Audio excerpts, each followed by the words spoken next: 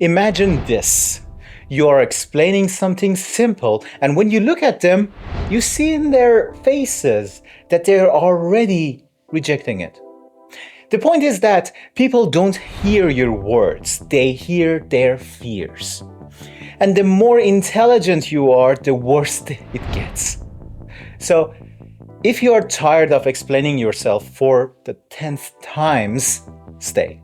Today, we are unpacking why smart people get misunderstood the most, and how to fix it without changing your personality or rehearsing like a broken record. Interestingly, clarity itself needs explanation sometimes. In this case, it isn't how clearly you talk, it's how safely your message lands.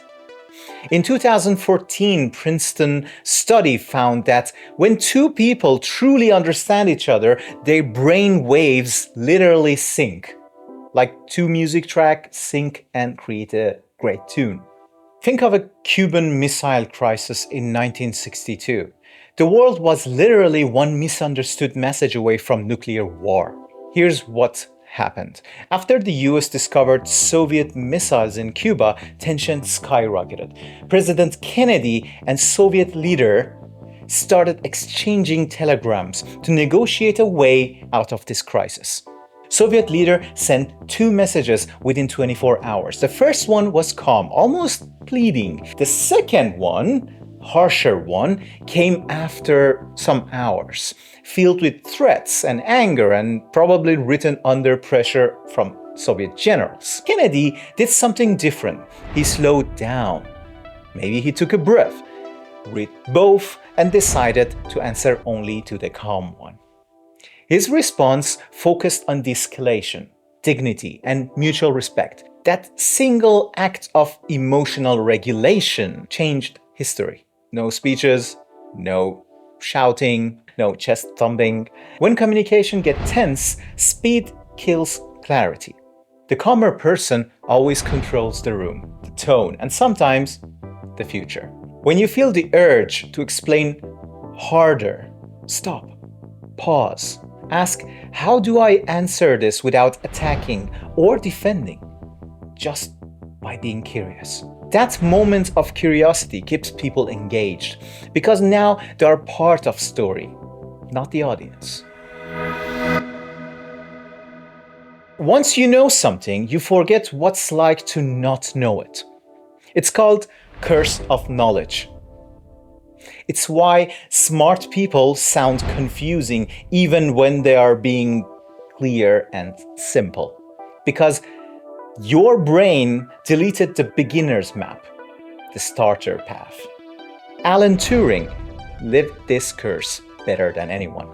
During World War II, he cracked the Enigma code, the supposedly unbreakable cipher the Nazis used to send military messages. It shortened the war by an estimated of 2 to 4 years and saved billions of lives. But here's the tragic part. Almost nobody understood how he did it. His explanation sounded like a riddle. He was talking in logic, probability, and machine theory to people still thinking in paper, pencils, and gut instincts. When Turing published his paper on 1936 on computable numbers, it basically invented the concept of modern computer, before the computer even existed. But to the world at that time, it was gibberish. Reviewers said his work was too abstract or theoretical. Sounds familiar, right? That's the curse of knowledge in full force. So next time, explain it to your past self, the version of you who didn't know any of this yet. And don't say, does it make sense? That's a test. Say, what part feels unclear so far? That's a bridge. You make them think with you, and that's keep them listening and following. Facts don't land when feelings are in the way. A 2018 Harvard study showed people listen longer when they feel emotionally understood before being intellectually convinced. Nelson Mandela understood this better than anybody in the world. When he walked out of prison after 27 years, the world expected a man filled with rage. But Mandela knew something most of us forget. People don't follow anger. They follow understanding. He started with empathy. He acknowledged the fear of South Africans. He said, "In the essence, I understand your fear. I lived with that fear too." Those few words did something decades of politics couldn't do, and they lowered their defenses. Each gesture said, "You are safe here." That emotional groundworking gave him the power to talk about laws, reforms, and equality later. That's the core of real communication. Before people can hear your words, they have to feel your respect. Every conversation is first an emotional negotiation, and only then an intellectual one. Reflect before you explain. If someone looks defensive, don't rush to clarity. Say, "Sounds like you're frustrated." And I understand that. You're not giving in, you're giving space. When people feel seen, they stay. When they feel corrected, they leave. Before we go to the next one, if this kind of emotional clarity helps you, hit subscribe. I upload videos like this every now and then. And please comment your most misunderstood moment, and maybe we can see what we could have done. Okay, let's continue.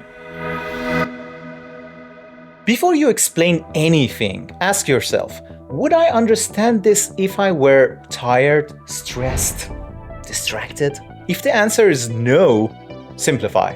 Lincoln understood that clarity is power. In 1863, during the height of the Civil War, he was invited to speak in Gettysburg. The main orator that day was Edward Everett.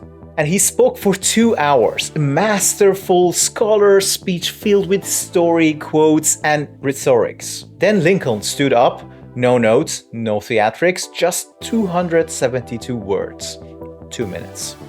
And yet, it became one of the most remembered speech in humans' history. A short message about sacrifice, equality, and the unfinished work of building a better nation. Everett himself later wrote to Lincoln, saying, "I wish I could have come as near to the central idea in 2 hours as you did in 2 minutes." That's a thing, that's a secret.